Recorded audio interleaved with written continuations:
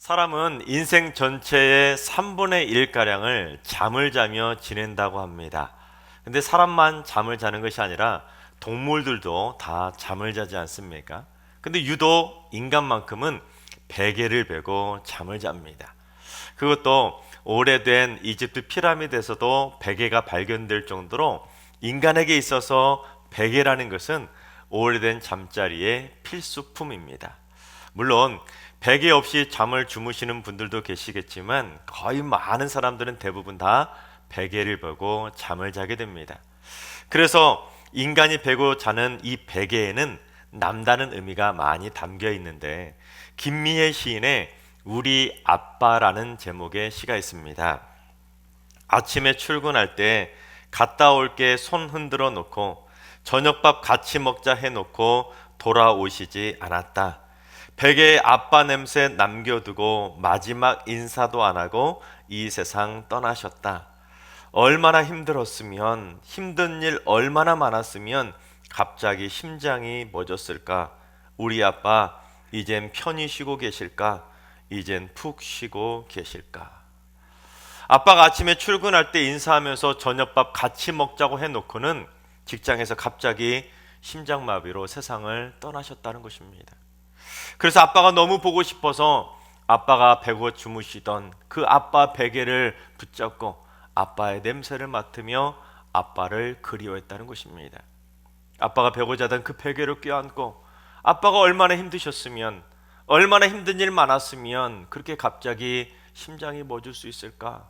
아빠가 지금 천국에서는 편히 쉬고 계실까? 그런 생각에 잠기다 보니 아빠의 베개를 부여잡고 그리움에 몸부림쳤다는 것이죠.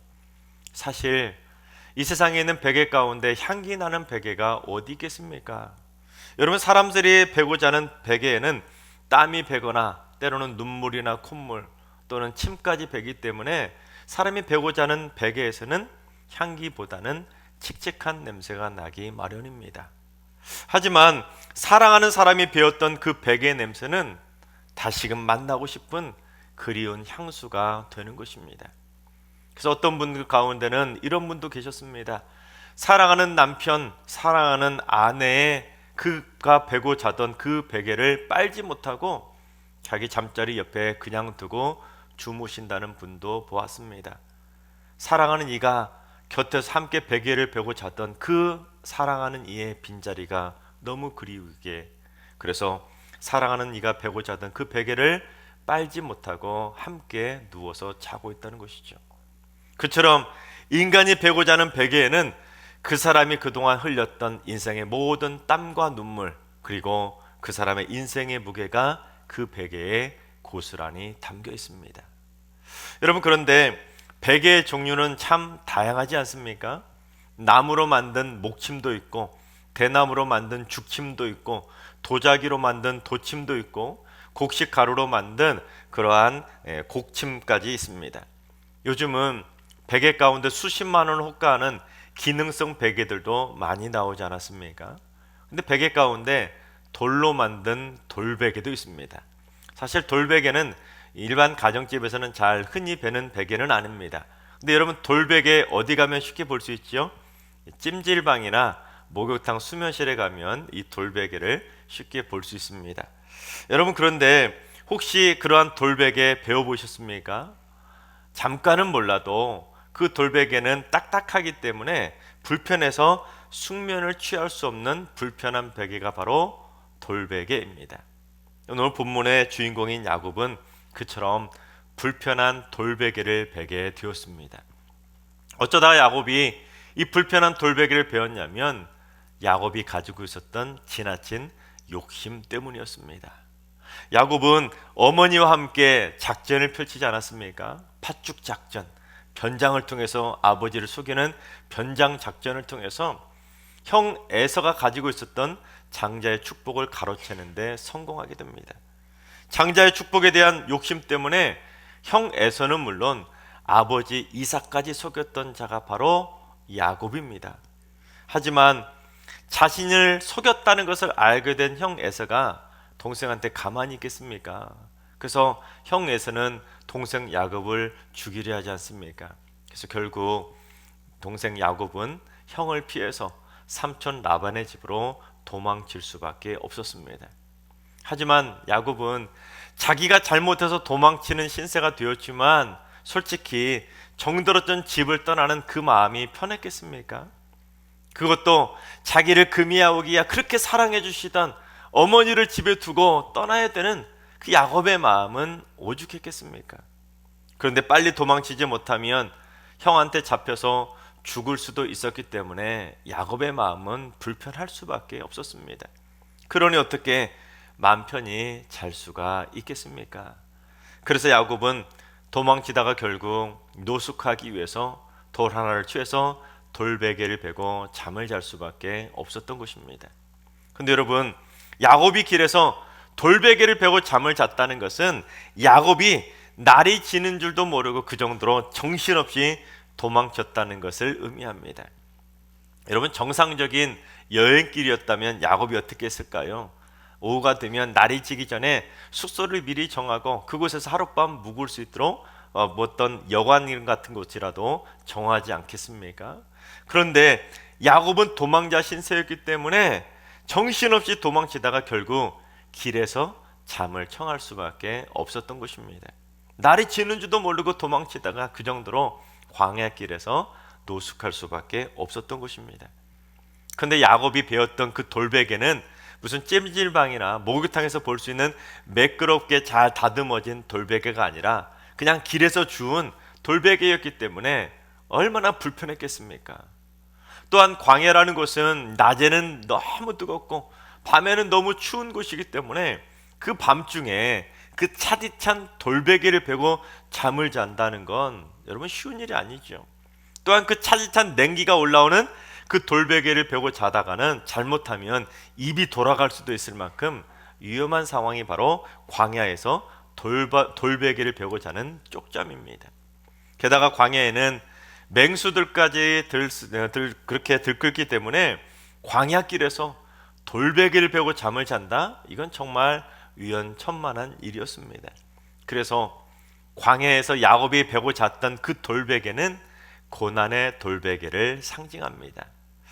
그런데 여러분, 인간이라는 존재는 누구나 고난의 돌베개를 베고 잘 때가 분명히 있습니다. 어떤 사람은 태어날 때부터 고난의 돌베개를 베고 일평생 헤어나오지 못하고 그렇게 계속해서 고난의 돌베개를 베고 자는 사람이 있습니다.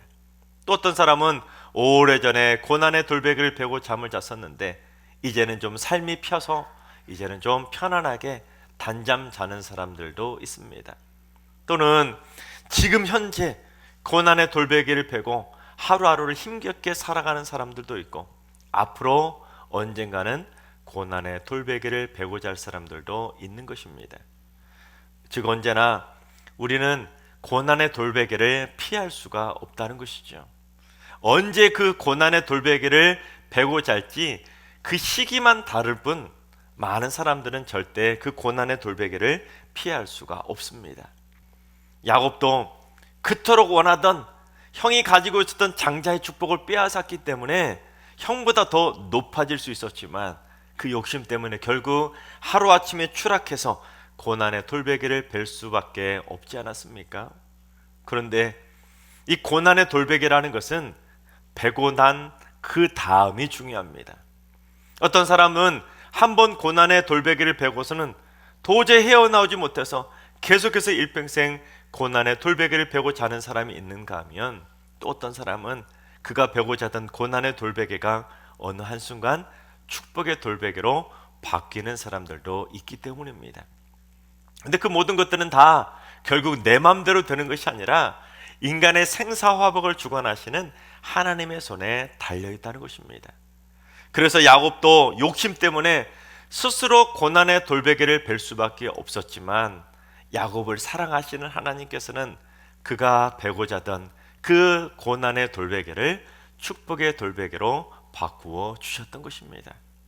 그 광야길에서 차디찬 돌베개를 베고 자던 그 야곱을 친히 하나님께서 만나 주셔서 그의 인생을 축복의 인생으로 변화시켜 주셨던 것입니다. 그래서 인간이 가지고 살아있는 그 모든 세상의 욕심, 안목의 정욕, 이생의 자랑 같은 것은 물론 인간이 마음속 가득 품고 살아가는 분노와 습관, 자존심, 교만, 악한 생각들까지 모두 다 뽑아낼 수 있는 그러한 영적인 웰빙 베개가 있는데, 그것은 바로 고난의 돌베개라는 것입니다. 여러분, 사실 만일 야곱도 춥고 배고픔을 경험하는 그 불편한 고난의 돌베개를 베보지 않았다면 야곱의 인생은 형의 장작 축복권을 빼앗은 여세를 몰아서 더더욱 교만해지고 더더욱 약삭빠는 사람이 되었을지도 모릅니다. 또한 아마 자기가 집을 나가는 것이 아니라 오히려 자기가 장자의 축복을 받았기 때문에 형을 무시하고 형을 쫓아냈을지도 모릅니다. 그러나 야곱은 차디찬 또한 딱딱한 고난의 돌베개를 베고 잠으로써 하나님의 은혜를 통해 그의 인생은 하나님을 만나는 축복의 인생으로 그의 인생이 변화되게 되었던 것입니다. 하나님께서 사랑하신 여러분, 여러분 가운데 혹시 물질의 어려움 때문에 고난의 돌베개를 베고 주무시는 분이 계십니까? 아니면 어떠한 질병의 고난 때문에 고통 가운데 고난의 돌베개를 베고 힘겹게 하루하루를 살아가고 계시는 분이 계십니까? 또는 이런저런 다른 여러 가지 이유 때문에 잠 못 이루며 고난의 돌베개를 베고 주무시는 분이 계십니까?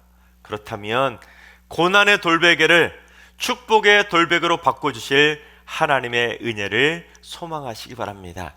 그러면 하나님께서는 여러분이 베고 주무시는 그 고난의 돌베개를 반드시 축복의 돌베개로 바꾸어 주실 줄로 믿습니다. 그래서 바울은 환난 중에도 즐거워한다고 고백한 것입니다. 우리 로마서 5장 3절과 4절을 봉독해 보겠습니다. 다만 이뿐 아니라 우리가 환난 중에도 즐거워하나니 이는 환난은 인내를, 인내는 연단을, 연단은 소망을 이루는 줄 알미로다. 그렇습니다. 하나님의 백성들은 설령 환난 가운데 고난의 돌베개를 베고 하루하루 힘겹게 살아간다 할지라도 그 와중에도 어떻게 할 수 있다고요? 즐거워할 수가 있다는 것입니다. 세상 사람들은 이해할 수 없는 즐거움 아니겠습니까? 세상 사람들은 고난의 돌베개를 베면 낙심하고 절망할 수밖에 없지만 하나님의 사람들은 고난의 돌베개를 베고 자면서도 즐거워할 수가 있다는 것입니다. 왜냐하면 하나님의 백성들에게 환난은 인내를 배우게 해주고, 인내는 연단은 연습하게 해주는 것이고, 또한 결국 연단은 하나님의 은혜 가운데 천국의 소망을 품게 할 수 있기 때문입니다. 그러니 하나님의 백성들은 아무리 고통스러운 고난의 돌베개를 베고 잔다 할지라도 그 와중에도 행복하게 즐거워할 수가 있는 것입니다. 그래서 파스칼이 이렇게 말했습니다.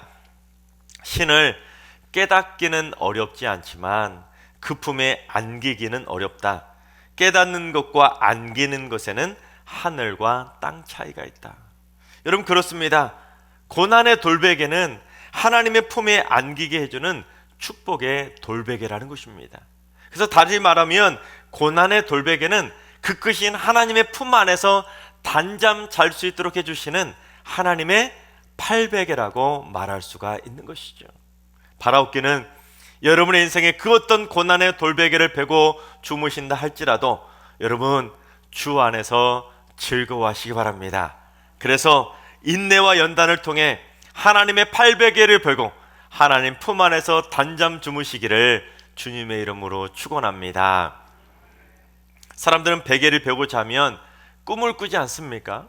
이 구약 성경에 등장하는 수많은 꿈들의 이야기가 기록되어 있는데, 구약 성경에 기록된 꿈 이야기는 단순한 꿈 이야기가 아니라 하나님의 뜻을 전달하는 계시의 통로로 사용이 됩니다. 그래서 야곱이 꾼 꿈도 그냥 우리가 단순하게 꾸는 단꿈이나 악몽이 아니라 야곱이 꾼 꿈은 하나님을 만나는, 하나님의 뜻을 받는, 하나님의 축복을 받는 놀라운 은혜의 통로였다는 것입니다. 그래서 야곱은 이 돌베개를 베고 잘 때 꾸었던 그 꿈을 통해서 네 가지 축복을 받게 되는데, 첫째, 하늘에 속한 사람이 되었습니다. 야곱이 꿈속에서 보니까 사닥다리가 땅 위에 서 있는데 하늘 위에 보니까 그 사닥다리 꼭대기가 하늘에 닿았더라는 것입니다. 여러분, 이 구절이 문자적으로 무엇을 의미하냐면 야곱이 꿈속에 사닥다리 하나를 보았는데 그 사닥다리가 하늘에서부터 내려온 하늘의 사닥다리가 아니라는 것입니다. 이 땅에서부터 세워진 사닥다리가 하늘까지 닿았다라는 것을 의미한다는 것입니다. 그러니 땅에 속했던 사람 야곱이 그 사닥다리를 통해서 하나님을 만날 수 있는 하늘에 속한 사람으로 변하게 되었다는 것이 이 사닥다리가 보여주는 상징적인 모습이라는 것입니다. 근데 그 사닥다리가 오늘날 우리에게는 무엇으로 상징되느냐? 그건 바로 골고다 언덕에 세워졌던 십자가를 상징합니다. 그리고 그 십자가는 땅에 속한 인간을 하늘에 계신 하나님과 연결시켜 주시는 그 독생자 예수 그리스도, 중보자 예수 그리스도를 상징하는 것입니다. 그렇습니다. 땅의 존재로 살아가는 인간들은 죄 때문에 하늘에 계신 하나님과 절대로 연결될 수가 없는 존재였습니다. 그런데 골고다 언덕 위에 세워진 십자가 위에 예수님께서 우리의 죄를 위해서 대신 죽어주심으로 말미암아 우리는 땅에 속한 사람에서 하늘에 속한 사람으로 변화될 수가 있게 된 것입니다. 그래서 우리가 예수 그리스도를 믿으면 우리는 비록 이 땅의 주소지를 두고 살아가지만 이제부터는 하늘의 주소지를 두고 살아가는 천국의 시민권자들이 되는 것입니다. 바라옵기는 우리 승리의 모든 성도님들이 예수 그리스도를 굳건하게 믿음으로 말미암아 하늘에 속한 천국의 시민권자로 행복하게 살아가게 되시기를 주님의 이름으로 축원합니다. 둘째, 하나님의 놀라운 응답을 받게 됩니다. 야곱이 꿈속에 사닥다리를 자세히 보니까 하나님의 사자 천사들이 사닥다리 위아래를 오르락 내리락 하더라는 것입니다.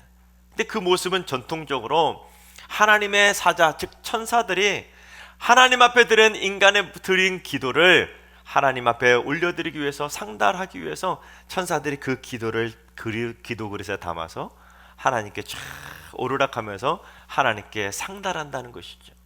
또한 그렇게 하나님께 상달된 기도를 하나님이 들으시고 언젠가 하나님이 가장 좋은 때에 응답의 축복을 담아서 천사에게 전해주면 그 천사는 우리에게 그 응답을 전해주기 위해서 사닥다리를 내리락하게 된다라는 것입니다. 마찬가지로 지금도 수많은 천군 천사들은 우리 승리교회 성도님들의 곁에서 지금 대기하고 있습니다. 그래서 여러분들이 기도를 드리면 그 기도가 하나도 땅에 떨어지지 않도록 그 기도를 다 받아서 하나님께 상달하기 위해서 지금도 하늘로 오르락하고 있다는 것입니다.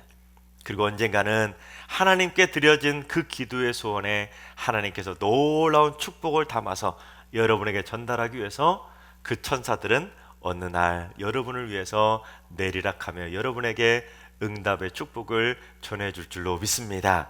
그러니 하나님께 기도를 드리는 우리 믿음의 사람들이 얼마나 복 있는 삶이겠습니까?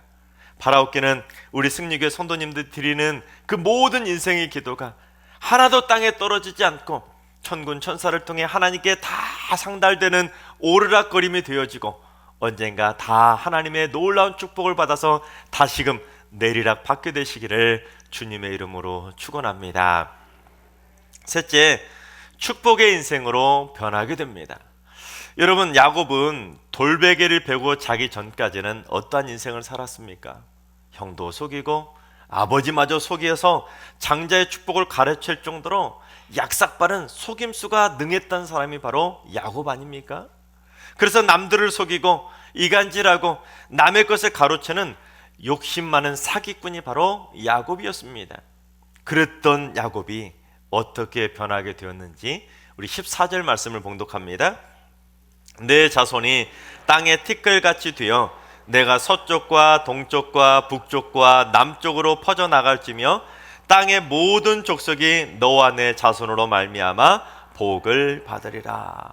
즉 야곱은 고난의 돌베개를 베기 전까지는 자기밖에 모르고 남들을 불행하게 만드는 사기꾼과 같은 약삭빠른 인생을 살아갔는데 고난의 돌베개를 통해 하나님을 만난 다음에는 자기 자신을 통해서 모든 사람들이 덩달아 복을 받게 만들어주는 축복의 인생으로 그의 인생이 완전히 바뀌게 되었다는 것입니다.